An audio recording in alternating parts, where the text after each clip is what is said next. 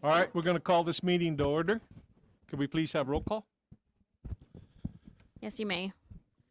Can you hear me? There we go. Yep. Councilmember Shacker. Here. Councilmember Perkins. Here. Councilmember Phillips. Here. Councilmember McCafferty. Here. Councilmember Armstrong. Here. Vice Mayor Granillo. Here. Mayor Miller. Here. And our town attorney is present. All right, item 2, discussion regarding the town's utility connection requirements.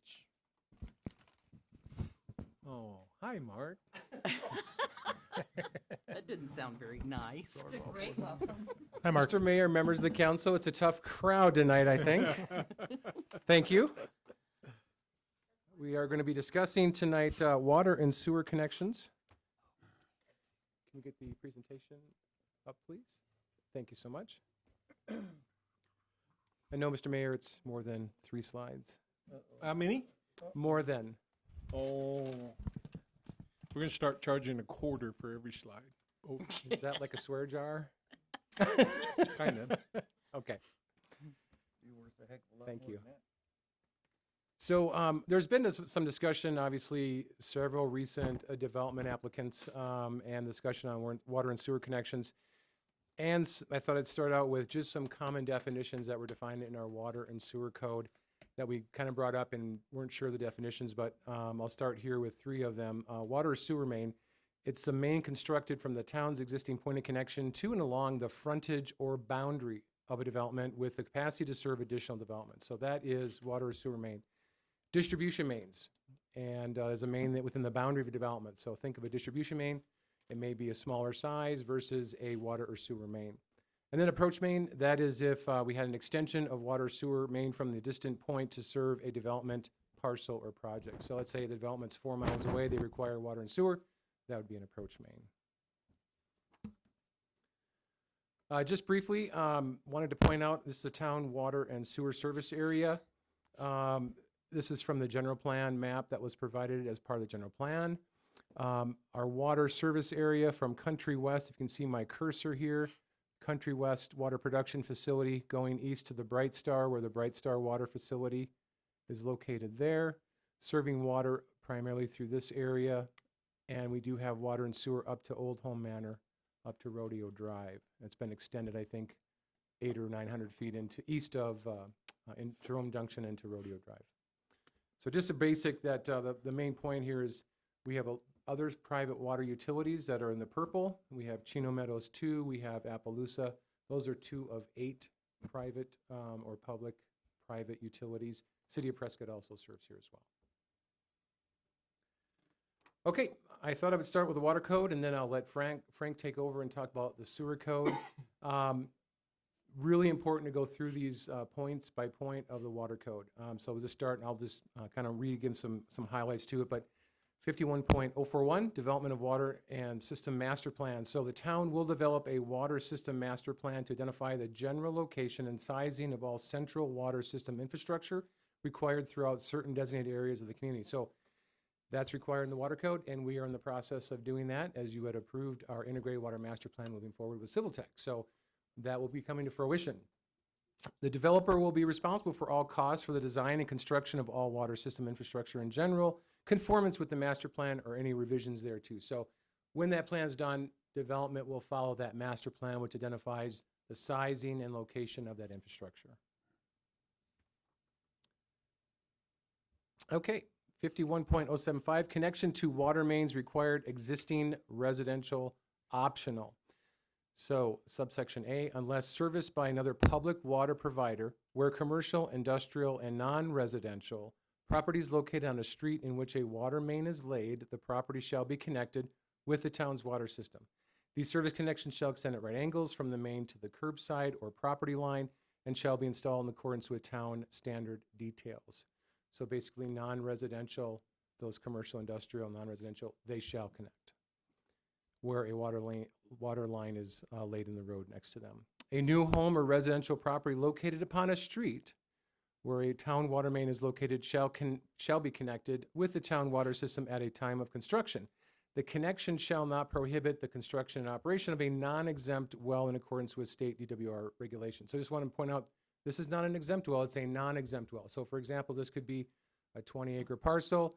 This new construction, they're going to be required to connect to the town's water system, but they have an irrigation grandfathered right and choose to use that right and are drilling a new non-exempt well. Just want to point out, it's a non-exempt well. Mark, is that for the entire portion or one-time house? That would be for new construction. So new construction where, let's say, 20 acres, the first house goes in, they must connect, a next house is built on that 20 acres, they shall connect as No, well. I meant about the irrigation well. You said they could be exempt if they had irrigation well? It'd be a non-exempt, which would be an irrigation or a non-irrigation type well. It could be like a type 1 for irrigating, whatever it may be. That was, And then that exempts them from hooking up to the city. no, they still are required to connect to the town water, but we're allowing them to use their non-exempt well with a water Understood. right for their Thank you. property, yep. Thank So we'd have access to both, So they wouldn't have to abandon it like they do in residential. and they can drill a new one. Okay. Yep.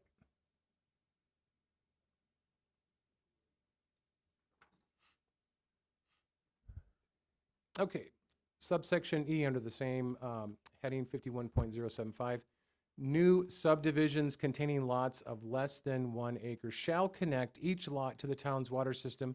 New subdivisions containing lots of 1 acre or greater, which are within 300 feet of the town's water system, shall connect each lot to the town's water system.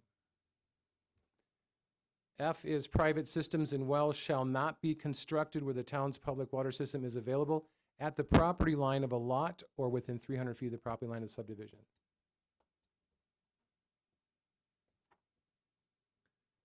Subsection G, service connection to the town water system shall only be provided pursuant to an application or agreement between the property owner or applicant and the town.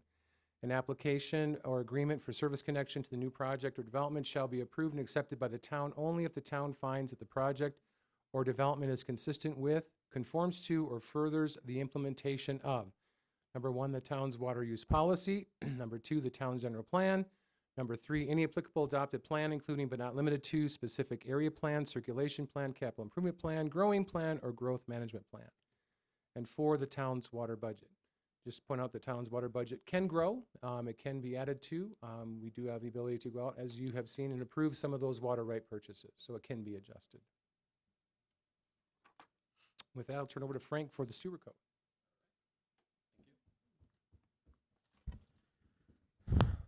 So for the sewer code here, it runs fairly close to what the water is. There's a few differences because sewer is required for all houses. So water, you could have a cistern and haul water, but sewer, you either need a septic system or a sewer connection to be able to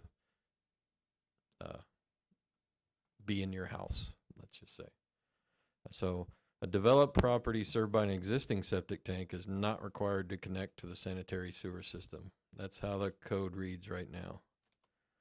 Except that if the town main is extended within 300 feet of a multifamily or non-residential, these are the commercial properties, the property owner shall connect within 120 days of written notice. So non-residential properties, when the sewer main comes within 300 feet of the property, they're supposed to connect, even if they have an existing functioning system. So 51.155 talks about number 2.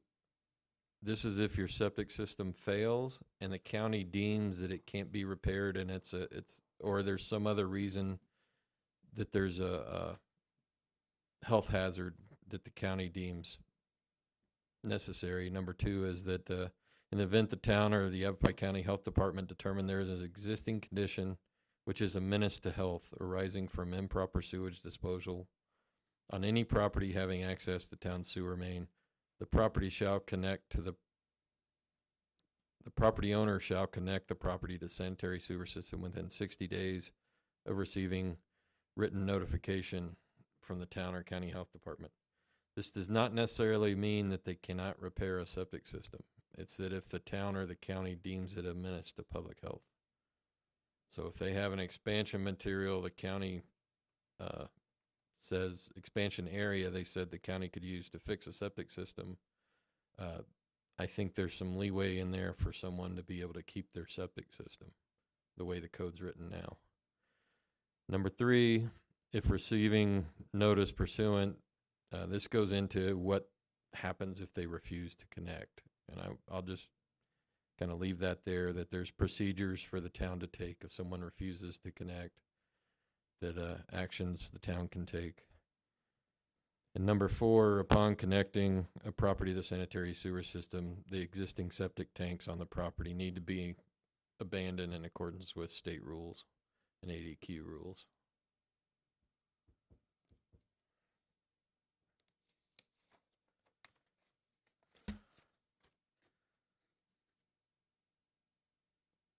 So as we move on, sewer is required for new development, but optional for existing residential. So for new developments containing one or more lots, they shall connect to the sewer, except that, so if it's a single lot greater than or equal to 1 acre, they can install a septic system if sanitary sewer is not available at the property line. So for a single lot outside the subdivision, the sewer has to be at the property line to require a connection for this code. If it's a subdivision containing lots greater than or equal to 1 acre, they may be permitted to install septic tanks if the sewer is not within 300 feet. So single lot, you need to be at the property line to require it. A subdivision, if it's within 300 feet of the boundary of the subdivision, they have to extend and connect. And if the subdivision contains lots of any size, may be permitted to construct a package plant or wastewater treatment plant with the approval of the Public Works Director. This is usually where you're not anywhere near sewer and that the lots are less than 1 acre. So C, if a land split or other divisional land creates one or more lots of less than 1 acre, such lots shall connect to the sanitary sewer system at the time of the land split or other division of land. That's basically any time the lots get below 1 acre, they need to connect to the sewer system or create that package plant for a kind of a satellite service area. So Mark, you want to come back here? Is this where we come back in for the discussion? Okay, so the current conditions, the water and sewer system are not expanding based on the majority of growth, which has been a lot of dry lot or lot split type developments.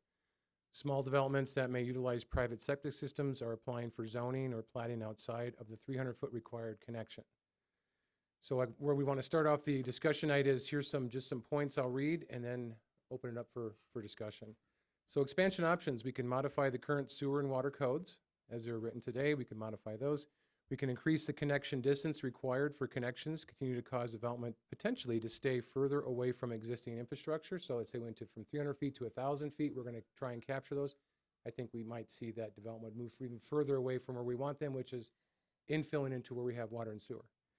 We could mandate sewer and water connections to all lands, cause infill development to occur. That definitely would cause infill development to occur, but that may create some other problems. Should commercial be allowed as a consideration, well or septic, if it's not available, such as a nice little commercial business that has jobs and so forth. So we want to think about some of these other little things that fit into if you're far enough away from your current infrastructure, if you're trying to mandate both water and sewer. And again, mandate water and sewer for existing residential. Is that an option? So just throw those ideas out in concepts, just open up for discussion. And Frank and I and everybody else are here to hear what the pleasure of the discussion is. All right, thank you. Thank you. Thank you. There it is. Wow. Bob, you got anything down there, buddy? Well, I understand that if we make the footage more, the developer will start further away. But we have to start somewhere. Right now, they're doing the same thing. And there's a couple times when it's come up where we've taken the developer's cost of what it would cost, and I don't think we should be at that point. We shouldn't have the developers concerned right now on the cost. Amy?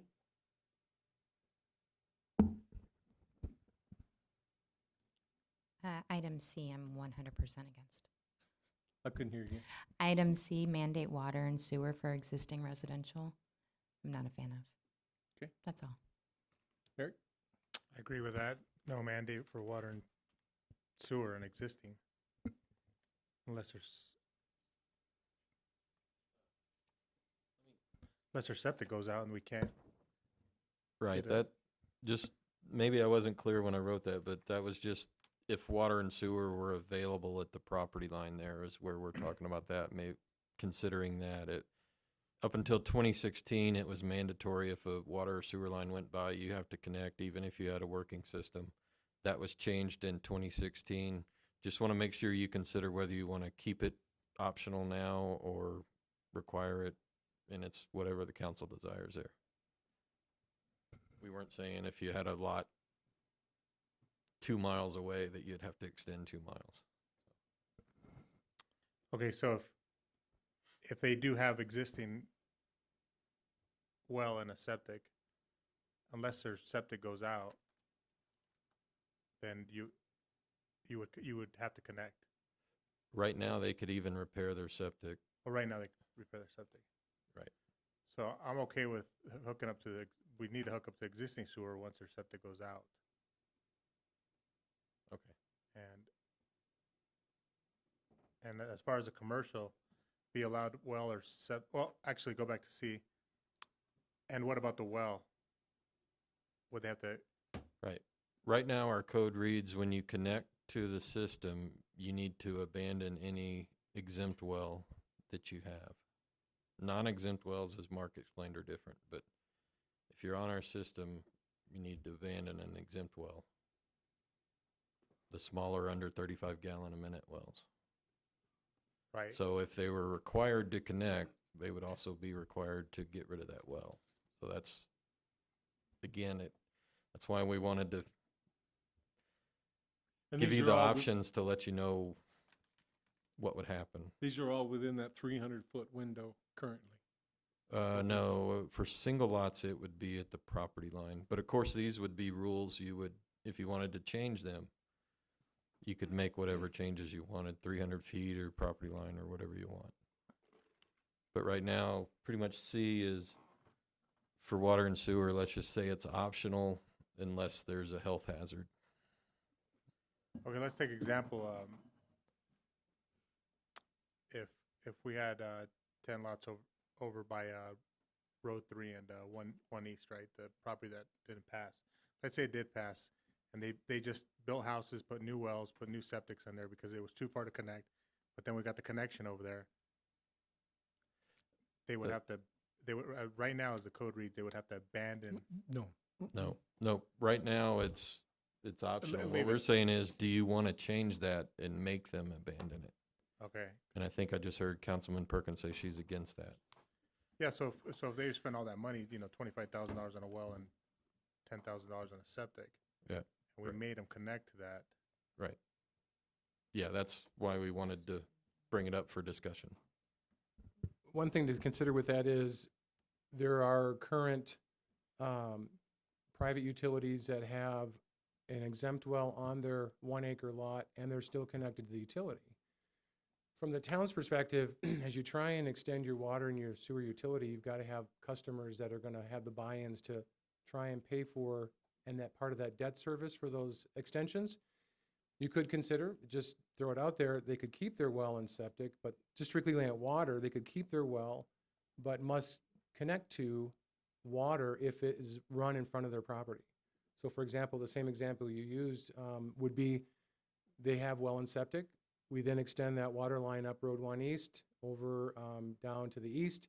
All those properties would have to connect, which would, they may not use the water as a normal water customer. They may use their well water, but they'd still pay the monthly fees that are associated with that infrastructure being constructed in front of their property. Because someday they will have a well impact. It's not if, it's when. Maybe it's 50 Right. years, 40 years, 30 years, but they could have an option. It's another choice that could be made. Yeah, I agree. If somebody drilled a well and they spent all the money drilling a well, right? They should have to they could connect to our existing water, but let them keep the well and not have to abandon the well. It would let us try and extend the water and sewer by gaining those customers. That's that again, you know, there are a lot of residents in Chino, obviously in various places that their land's gone permanently dry. And it'd be great if we already had water there, but, Sure. you know, so how do you get water and sewer? And that's kind of some things to consider too, is obviously like when a Bright Star came in, or maybe it's a Del Rio 5 years from now and they want to extend water and sewer up to Del Rio, that will be huge infrastructure expansions that will occur if those water and sewer lines are extended to the north. And then things would be branching off of that. And so partnering with developers that have that large enough density to take on that financial burden is one option. That's another thing to think of. Looking at key locations in the town where you partner with those through development agreements, look at how you get water and sewer to them. And then everything in between, hopefully, as that, you know, you've got this new infrastructure, how do you extend out from there to try and serve some of those areas that are more impacted? Okay. And as far as commercial, wouldn't that depend on what kind of business it is? Like if it's a car wash, I mean, we could make that choice, right? Because we wouldn't want a car wash on a septic. It'd have to be on a sewer hookup, right? Commercials mandated, they have to. Commercial mandated, they have to right now. Not necessarily if it's not available. What? If the sewer's available, right, they have to hook up? Right. Yeah, but if it's too far away from the sewer Yeah, system. yeah. If it's too far away from the sewer and a small little car wash with a gas station wanted to come in, it was on septic, how would that work? They would have all their treatment on site through the county approving it. They typically don't like to do that. Car washes would rather hook on sewer if they could. That's where we've had some of the problems trying to recruit some of these car washes, is they trying to find places that we have sewer rather than having to install septic. So I think that problem, I don't want to speak for the businesses, but it kind of fixes itself. Mayor and Council, I agree. It would be very difficult prospect for a car wash to come in without a sewer system. They don't really want to consider that option. Okay, You done? I'm done. Okay, Mark, I have a question for you. I don't know why I'm so loud, but I am. How many incorporated towns can you build a subdivision off the top of your head and not have to hook to water and sewer, That's a great question. other than ours? Great question, Mr. Mayor. I can think of one, Lake Havasu, that did that, and they paid an ultimate price when they contaminated the Colorado, and they had to build a water plant, a water treatment facility. They had to build sewer systems, infrastructure all at once. I think it was $700 million. Kind of like what we did over at 2 North. Chino Meadows, Mhm. where we don't want to try, that's a health and safety issue. Very few, some, you know, Prescott deals with small pockets of area that are, I'll say, historic, that are historically on septic or on a well and septic. Communities build their infrastructure, they bite the bullet, and they just expand to get that health and safety issue from, you know, rearing its ugly head, and they try and get ahead of it. And then as part of a water management, as stewards of the watershed, we are in a very water, you know, little small bowl of water here. It's part of the recycling and reusing the water multiple generations. So the sewer benefits not only health and safety, but it's the best tool for recycling your water and reusing it again and again and again. So very few, I don't know off the top of my head, in Arizona or nationwide. There are pockets, I'll say, in every community that just haven't quite reached out to. And I call this always, it's the growing pains of a new utility. We're a very young utility since early 2000s. And these are growing pains at every small community that transitions from well and septic to water utility and sewer utility. And then you have these huge debt service potentials, you know, your percent of your budget, how much debt you owe versus what's coming in. You have to bear that debt until finally you have the customer base, as bigger cities enjoy, they're staying on top of the extensions and so forth. They can do 5-mile extensions like City of Mesa, Phoenix, those bigger cities, even, you know, Flagstaff can do these larger extensions, and they just incorporate in their capital improvement. But I think it's very, very small number with very small pockets in those communities. Most of them are sewered and have Right. water. And for that reason, I think that I would like to see it go to whenever they're gonna do a subdivision, that it would be required to hook the water and sewer. So we could get the reclaim back, because having been on the council for a long time, we have a lot of subdivisions that are coming up at 310 feet or 301 feet or whatever it takes to get just out of having to do it. And I think we're kind of kicking ourselves in the head for it. As far as the mandated water and sewer hookups, I was part of that. That was brought up by Councilman Turner. And he said that why should we punish people for that? But I think there's other things. Maybe we could do a mandatory hookup, but waive the hookup fee or something. Because my opinion, just getting the monthly fee is better than getting nothing. So if we had to waive the hookup fee and help them out somewhere that way. And then I agree, if sewer's available for commercial, they ought to be mandatory hookup. That's my piece. I did. Oh, goodness. Get a grip. Frank, hypothetically, my property is right along the sewer, right? But it would take like a gazillion dollars to get it to my house. If my septic system should fail and not be repairable, I would then be required to hook up to, even though it's not physically feasible at the moment. Help me understand that, please. Right. Right now, the way the code's written, you could try and repair your septic system as long as the county allows it. But if we change the code that says if your septic system fails and sewer line is adjacent to your property, yours is one of the good examples of you've got a large distance between the sewer and the actual house. So unless it can be shown that it's not engineeringly feasible the way the code read, if the code was there, you would have to connect, unless you want to take cost into account of that as well as engineering. Say if you've got to go down under a wash and back up, like we just recently had, you're going to get clogs in that line. Even if you grind it and pump it, it's just not engineeringly feasible to go down and back up with a yard line like that. A main you can play more with because you've got more flow, but an individual house that only flushes occasionally has issues like that. But assume it's straight downhill and just 1,000 feet, depending on how the code's written, you might have to run that 1,000 feet. So that's why we wanted to have council have these discussions to make sure we don't run into those situations. That's a big oof. Yeah, that's what we want to consider.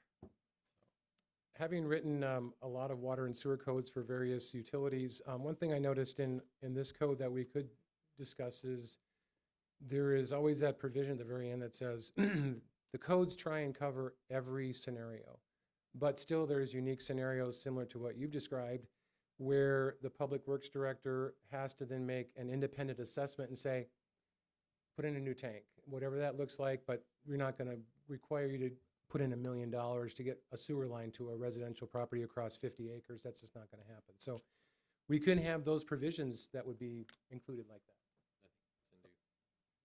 that. In agreement? Well, we've got it. So. Okay. The look on Andrew's face. Are you talking about Mark? We certainly can have a provision like that, but there has to be some guardrails built into the provision on what is allowed and what isn't allowed, because delegated discretion without those parameters is not permitted. So as long as we did that, I think we'll be fine. And I believe there already is some discretion in the code, but again, it needs parameters so that I'm not the scapegoat for everything. So. Sorry, that's your job. Yeah. So, but it's easy. Things I think of policy-wise would be single lot, pretty easy for the public works director to make those calls. When it comes to a subdivision, that should probably be something that comes to council. If you've got a whole subdivision, that'd be hard to sewer. That's where you come to council. I think, and have that discussion at the council level. That's just my personal opinion. Okay, expansion of sewer and water infrastructure, that's inevitable. It's gonna have to be done. We just can't sit here and let people punch straws in the ground and suck up all the water without getting it back in some form. The 300-foot, I don't agree with the 300-foot. And people have said, well, the amount of money a developer has put into it, forget it. That's his due diligence to find that out ahead of time. If he goes in there and says it's gonna cost me $3 million to do this, he comes to us and says, I don't wanna do it, tough.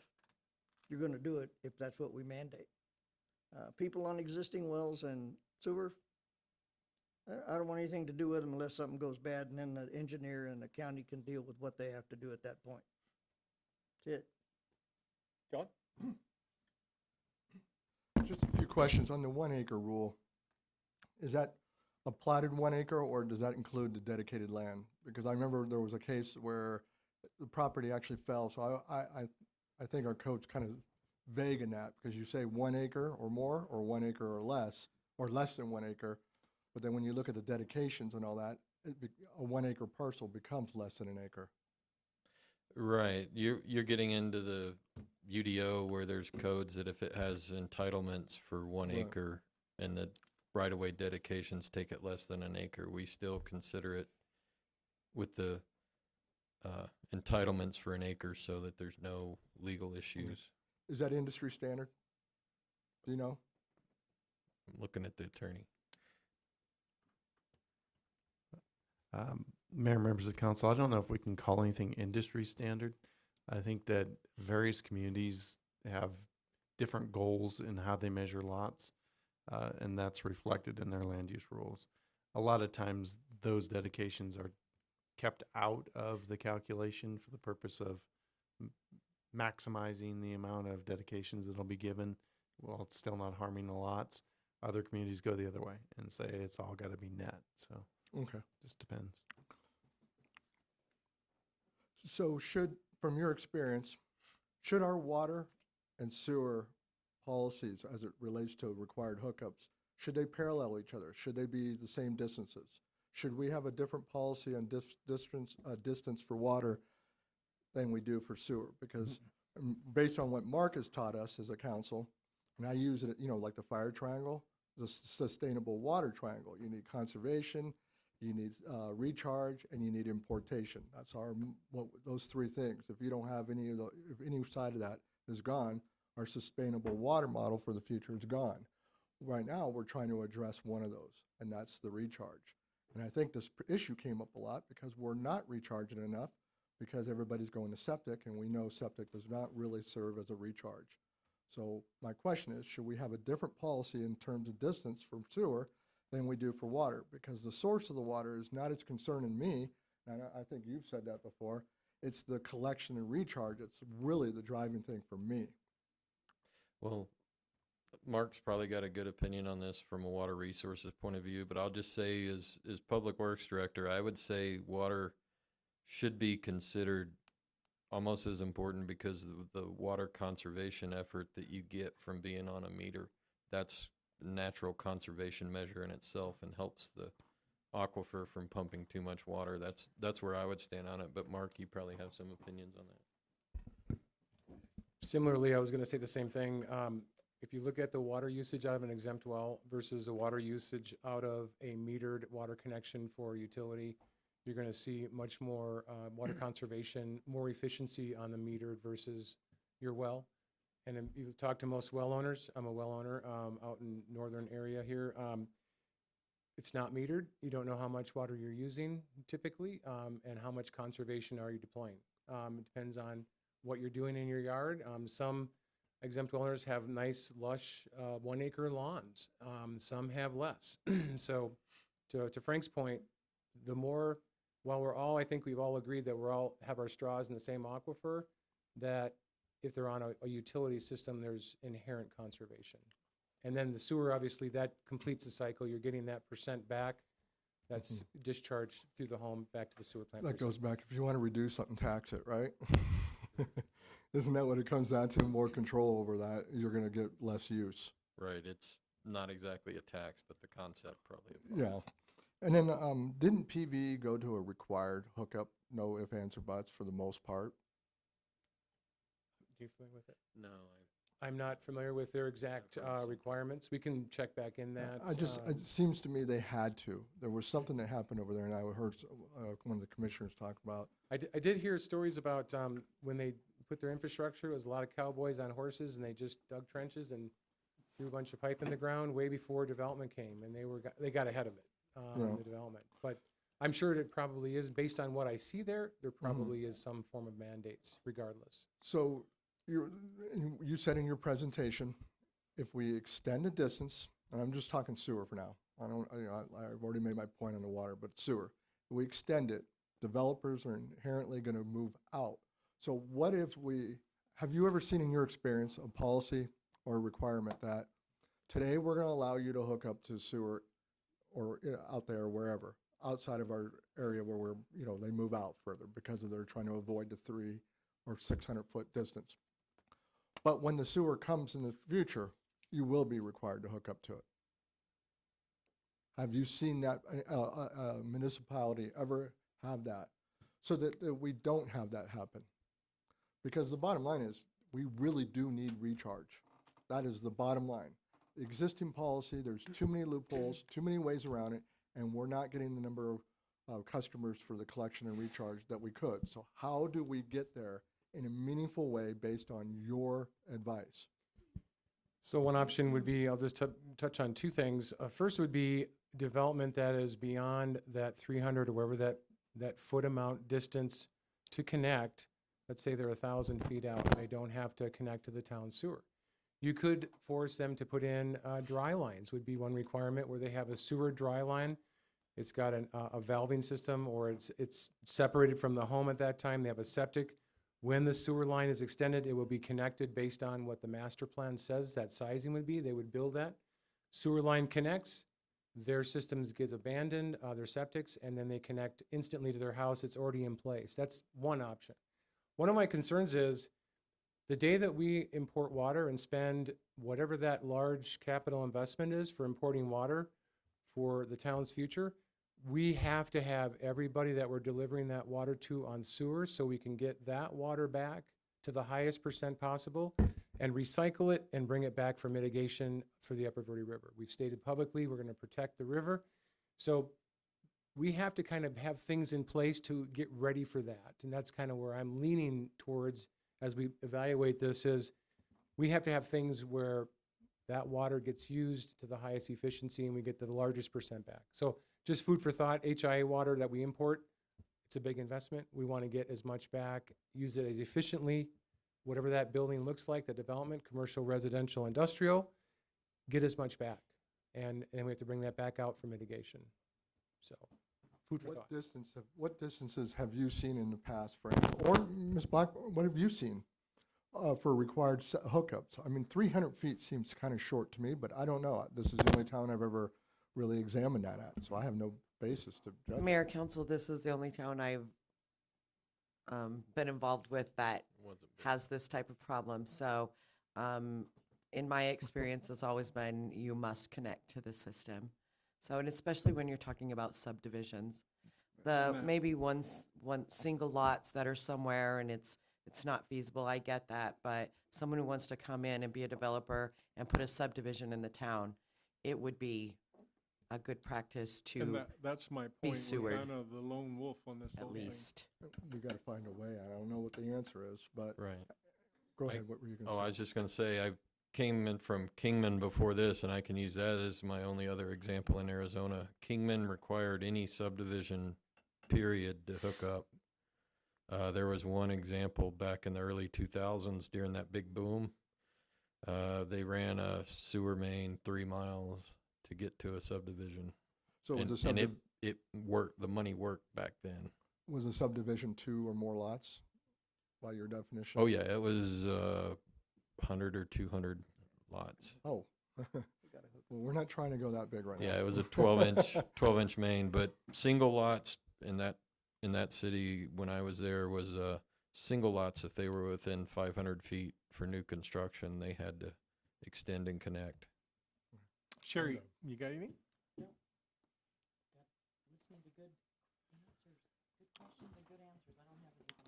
Okay. You got more? Just to add one more thing, I think No. there was a discussion on, you connect to, the homeowner has to, pay for a certain part of that extension, whether it's sewer or water, whether it's to main or to the property line. A lot of utilities work with those. If it's a single lot that must connect, they amortize that out over a certain period of time to make that, the bill much more easier to, be able to pay that, and not, especially if it's a area So with, in that case, the town can't gift that. So the town would have to pay the contractor that did on their property work, and then they would reimburse the town, is what you're saying? there would be some sort of amortized payback to the town. Okay, I've seen that it may vary. sure, Yep. sure. Okay, folks, I guess we got to give direction here on, we can't take a vote by no means, because Andrew's right there. But, I have a question. I just curious what the people's thoughts, or the council's thoughts were on the dry line idea that Mark brought up. well, you don't, if you're doing a subdivision and it's not within feasible hookups to our sewer and water, you could always put in a package plant. It's another, package plant for the sewer, where it comes to one point and it's done. So that way, when the sewer comes, you don't have to go through the neighborhood and dig up all the roads. And the same with a little community water system like the other ones that we have in town. Is that a bad idea? All feasible. All feasible? Very feasible. I have a question for Frank. Hi. With our plant right now, what sewer treatment, what capacity are we at? That's next week. So, Well, we we're- can't really make these decisions. Right. Treatment wise, we're pretty close to capacity right now. We've got some options. We've done some studies to extend that capacity. Part of the problem we've got right now is flow wise, we're still at about 60 to 70%. But treatment wise, we're seeing different constituency of the influent coming in. And at the times it comes in waves. So we kind of max out our treatment in the morning and at night. So we've got some options next week we're going to discuss to try and even out that treatment and extend that to get us to where we can take our time designing the plant expansion. But currently, as far as treatment capacity, we're pushing it right now as it sits. Thank you. Are you above 400,000? No, we're 320, 330, somewhere around there right now per We're day. supposed to be at planning at 4, but we're ahead of that, right? Right, and the problem is the 320 now is acting like 4 or 450 Oh, because of the makeup of it. It's the nitrogen's coming into the plant. We designed it for a level of 50, and they're coming in sometimes up to 70. okay. So, and also the way the flows come in, it peaks, and at night we're almost shutting the plant down because there's nothing coming in. So we're looking at basins to smooth that out. Okay, I'm going to go from person to person and get your opinions on the issues at hand. So Sherry, you can go first. As far as mandatory hookups, as far as the 300-foot, Yep, I'm all for that. And as far as what we talked about subdivision wise, yeah, I think that should definitely, be mandatory? yep, be mandatory. That's the only way it's going to get started, especially with the subdivisions. So I agree on all those points that everybody made. John? I'm against the idea of requiring persons with septic and water today to hook up, to be required to hook up. But any new development, come whatever date that's effective, I think we should extend that distance of beyond 300 feet today, whatever we think is good. I haven't heard a good figure yet. And if there is none for new developments, I think we should require a dry lines hookup so they're easily able to hook up to future lines that will be going through there. Well, again, on developers, they need to do their due diligence. Take away the 300-foot. If you're putting in a subdivision, you put in water and sewer. That's it. That's the rule from now on out, if that's what we decide. Existing wells and sewer systems, unless they go horribly bad, leave them alone. Those people spent the money to begin with to dig those septics and put in those wells. Unless there's something health-wise that mandates they do something away from there, leave them alone. I also agree that any new subdivisions should be required to hook up or have a package plant for water and sewer. As far as the mandatory hookups, if that's the way the council leans, which I don't think I am, but if we do, we need to do something to waive hookup fees or something if we're doing mandatory hookups for existing. Of course, I do agree that all new should be mandatory hookups. Was there 3 issues or 2? 2.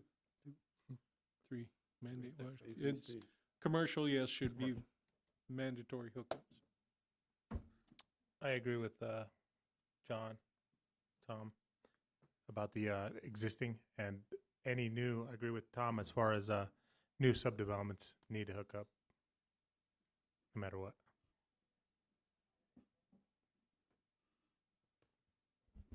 Amy? I too agree with John, Tom, Jack, and Eric, and Sherry. I know. Oh, no, we're discussing. I'm really against mandating water and sewer for existing residential. I do agree that commercial should be required, and I do agree that subdivision should be required of any size. I'm in agreement with everybody. Isn't that hard to believe there? Kodak As a matter moment. of fact, Take it is, Bob. Mandatory and water sewer for existing residents should not be made mandatory. All right. You have good direction there? Mr. Mayor, members of the council, Think we so. do. Thank you. Sherry? Thank you. Motion? Make a motion to adjourn? Second. All in favor? Aye. We're adjourned. Thank you. Starting up again at 6. Speaking of water.